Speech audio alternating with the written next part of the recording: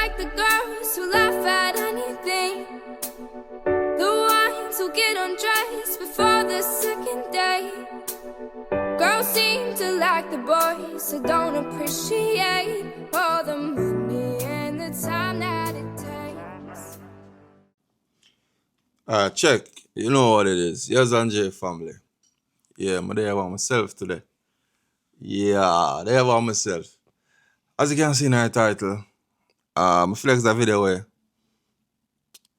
needed to be done. But no, it just kind of feel weird even talking about it.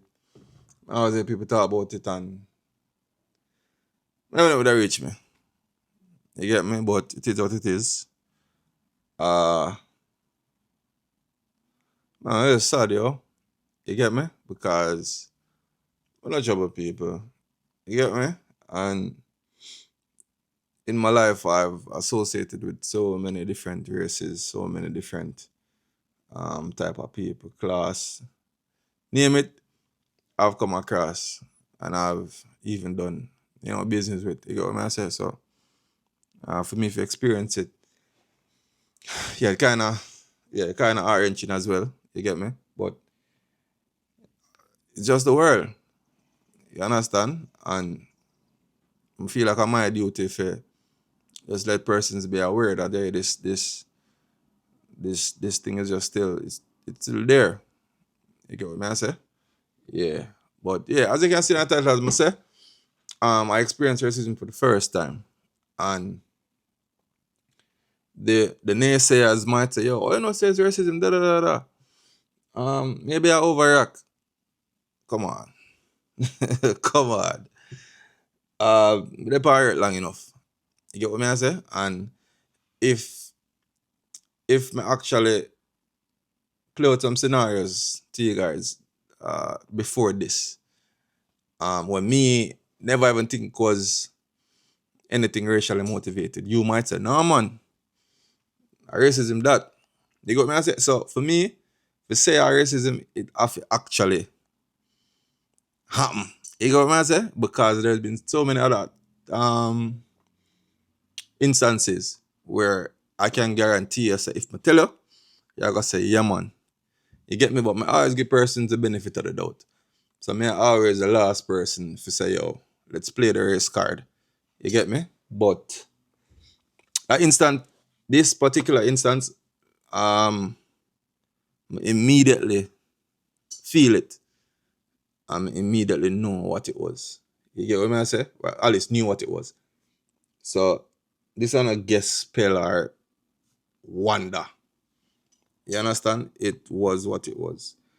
Yeah, so let's get into it. I wanna there for long though. Alright, boom. No waiting away for. So me, wife and my son, we're out doing some business. And long story short, the business took longer than we expected. Anyway, we get through. So we're coming back home now. Or the apartment building set up a park and then you just walk a little bit and then the key fob, they use a key fob to actually go inside. Go inside of the building. So we'll do that. And hold on, let me sip. My style. Yeah, so we reach up to the door, right? Me there front, babe has my son in her hand, and she there behind me, close behind me. So while I was walking up like a little ramp thing, I saw a lady. Like, I never even noticed her really. I just noticed somebody there. So she reached the door before me. And like I said, walking up to the ramp, she never informed me at all. She done reach at the door. I don't know how long before, but she never just reached there, clearly. Anyway, she had try put her key fob on the door. As soon as she swiped the key fob, she turned around. I don't know for the first she had swiped it or she been there that try get in. Anyway, she put the key fob on the door and she made it look around. And the first thing she said to me was, "Do you live here?" Mind you, I know the first, clearly I can't the first um persons in front of me and them swipe for them key, I'm actually going behind them. Right? Clearly not the first. And as you know, America has so many different type of races. So I've interacted with almost every kind of race in this apartment building. You get what I say? So she asked me if I live here. So my immediate reaction was silence actually. So I looked at her and then when I actually get a good look at her, I saw her face. And I am very good on reading faces. Non-verbal reactions and them thing I'm extremely good at it. Right? So I saw her reaction. And you know the difference with somebody genuinely asking you if you live here or what are you doing here? You get what I say? So there is a clear difference. And immediately, I mean like seconds right away, I saw where her game was. You get what I say? So when she asked that, like I said, there was silence from me and from her. So we're looking at each other. And I mean, I tell her, so it's like, I tell like an arm's length away. You get me? So I said, what do you mean by that? At this time, I had a suitcase in one hand, I think in the left hand. And no, I lie. I had the suitcase and the keys in the right hand. So at that time, she couldn't see my keys because I actually had my hand like on the handle of the suitcase. So I said, what do you mean by that? And then she repeated her question, do you live here? And immediately I shake the keys in my hand. And I said, yes, of course I live here. Why would you ask me that? And at this time, she stopped trying to get in. No, she actually stood up at the door, not wanting to open the door. So, like I said, I asked her, like, what do you mean by that? And like I said, she asked me the question again, do you live here? And I'm saying, why are you asking me that? Who are you to ask me that? And I kid you not, guys, she literally just a stare upon me. I don't know if she saw wifey behind me or saw wifey with my son behind me. Like there was no rationale for you to ask me that. You get what I say? So my next response to her was, what, don't I look like I live here? And remember, I'm telling you, I had the keys in my hand, so I shake the keys again. I said, can you see? I have a key to enter the apartment. What are you saying? So at this time, she's trying to get in because she realized that I'm catching up to what she's doing. So she started shake the keys. No, not shake the keys. She tried to put her key fob on the door, trying to get in. And I don't know if it was nervousness or I don't know what it was, but she could not get that door open. So even thinking that no, I'm being racially profiled, I actually helped her to get in. So she was swiping the keys and not holding the door to open it. So I held onto the door and I opened the door for her. And she went in. And while she was walking in, she's still saying, I have the right to ask you if you belong here. I have the right to ask you if you belong here. I asked everybody that. And I'm saying, in my head now, she's starting to turn the notch up because even after I showed you my key, you're still prolonging the argument. You're still saying, I don't know if she don't believe me or I don't know what it was, but I expected the convo to be dead as soon as I showed her my keys, right? But at this point, she was moving like the police, she was moving like the FBI. Like she said, yo, I don't care if you show me a key. What are you doing here? So at this time now we're walking closer to the elevator. So I'm saying in my head that one, I'm not going in the elevator with this person.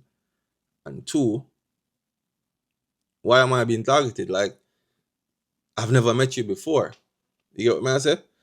And it it it it hard to explain the feeling when you feel, but is like at that point you start remember all the instances where you see on social media, all the instances where persons tell you about, and you say to yourself, say, "What, Jono, is this really happening?" In the moment, yeah, backtrack on all them thing there. You get me? So she starts going on a rant saying that she asks everybody if they live here. She has a right because she lives here as well. You hear what she said? Because she lives here as well. So it's you're acknowledging that I live here, but yet still you're making it a huge deal that I actually live here. You get me? So um that happened. Should elevator door opens, and at this point I'm loud and she's loud. And this is an old lady I'm telling you about. She extremely old. I'd say probably like I don't know, 70s, 80s. No, maybe not 80s, but between 60s and 70s, I'd say. Yeah, between 60s and 70s. So um she kept repeating her right to know who lives here, and her right to ask questions. And I'm saying, no, you're you're being racist because the look that you gave me, even after I showed you my key, it's almost like you're saying I don't belong. You know what I mean? I don't belong here. You get me? So it after she went up, wifey was saying I should have videoed. And honestly, guys, the video would have helped this explanation so much better.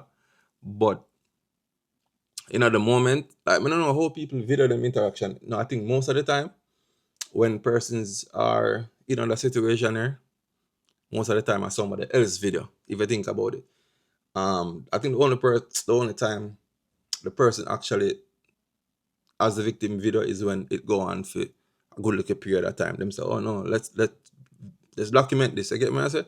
So in the moment, videoing was the last thing on my mind because remember I said I tell you say this feel like it not happen. It a happen, but yeah, I said, John, this can't be real, this can't be real, this can't be real.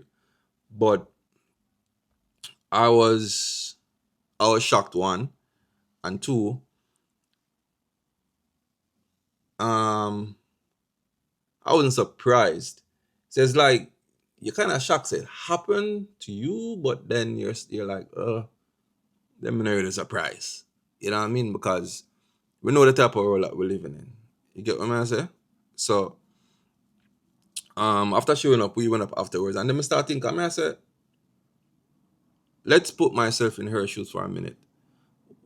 Why would you ask me that, right? One can be fear, as in you're fear that I'm here to rob you or something. Or two, out of genuine concern. Let's address the first one. One, it took me to rob you. I wasn't by myself. I was with my wife and my child. Right? So if we're talking about the typical robbers, I'm not saying that a robber couldn't use a female and a child as a decoy to kind of make it more easier to do them robbery. I'm not saying that's not possible. You get me I say, but the chances of that happening are almost slim to none. You get me? So even let's say she was fearful of I don't know, being robbed or whatever. Um it's it, it's hard to justify that thinking, seeing that I wasn't by myself. You get what I say? Seeing that I wasn't by myself. So that particular reason, although I try to kind of put myself in a fair shoes, never make no sense, right? The other one, out of genuine concern, I think, remember when I start off the video, I say I am probably one of the last persons to call a race card. And thinking back, I was probably racially profiled. Not yeah, you can't call it racial profile. I was probably racially profiled many times before, but I just probably never realized. this made me actually I think back to some other situation. But I'm the last person to ball about this or whatever. You got what I'm saying? So for her to actually think that yo, out of genuine concern, you gotta ask me if I live here. The look that I got from her, like I know when somebody genuinely concerned. I think we all know what that looks like. You get me? But the look of almost, this is a strong word, but this is exactly what it was. The look of almost disgust. That was the look I got. You get me? So I'd be almost stupid to think this was somebody genuinely concerned that I was, I don't know, because lost, I don't know. It just not making sense. You got me? I say so. The genuine concern, reason or factor, gone through the window. You get me? But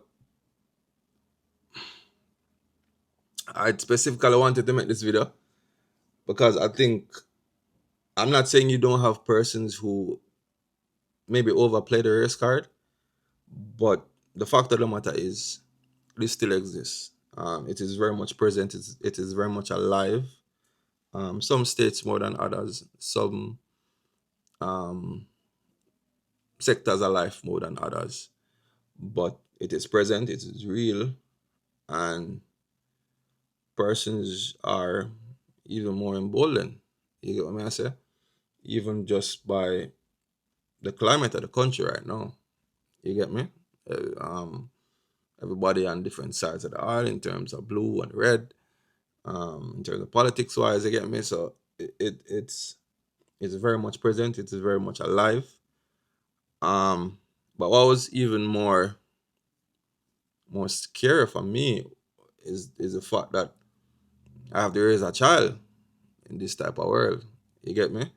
So it's the kind of conversations that we're gonna have to have with our kids. You know what I mean? For let them know like this exists. It's gonna be a hard convo, but it needs to be had. And another motivation for this video was I want persons to know that you belong. You know what I mean? Minorities, you belong. There's no space that you should feel less of a person because you occupy. Almost every space, I'd say, if you feel like you belong, take your space. Take your place. You know what I mean? Don't feel don't feel like less. I'm trying to look for the right word, but don't feel that you not being of a particular color, of a particular race, that you're not allowed to shine or stand out in certain areas of life. You know what I mean? Yeah. Take your place. Stand on business. Yeah. And don't let instances like this deter you, like demotivate you. Yeah. You get what I say? Because this happened, I'd say, like 2 weeks ago, and my life continued. No lie, like a week ago. My life continued. You get what I say? I'm not here for persons to feel sorry for me or say, Jano.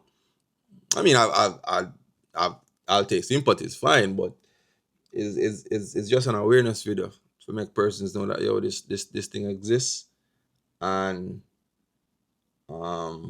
yeah, this thing exists. And I wanted to end with a quote. See if we can find it. Yeah, with a quote. You know what? Although this should have been the start of the video, but let's kind of end with the definition of racism. I think, and I'm should have started with this still, but yeah. So it's prejudice, discrimination, or antagonism by an individual, community, or institution against a person or people on the basis of their membership in a particular racial or ethnic group, typically one that is a minority or marginalized. Exhibit A, me, we, black people. Yeah. You know what I mean? Yeah. Yeah, that's exactly what I feel happened. And this quote, let me see if I find it. I'm supposed to screenshot it, but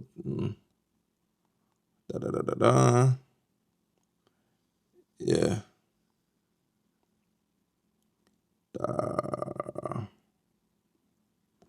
See if I get this.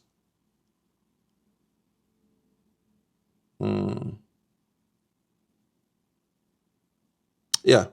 So it's a Nelson Mandela quote, right? So it says, "No one is born hating another person because of the color of his skin, or his background, or his religion. People must learn to hate, and if they can learn to hate, they can be taught to love. For love comes more naturally to the human heart than its opposite." Right? So, yeah. And to that lady, I don't even know if she's gonna see this, but I have no hate against you. You get what I say? If I see her after today, and let's say, for instance, she needs help or whatever, I'll probably help. You know what I mean? Yeah, it's more of, I mean, Michelle Obama did say, when they go low, we go high. It's kind of a thing like that.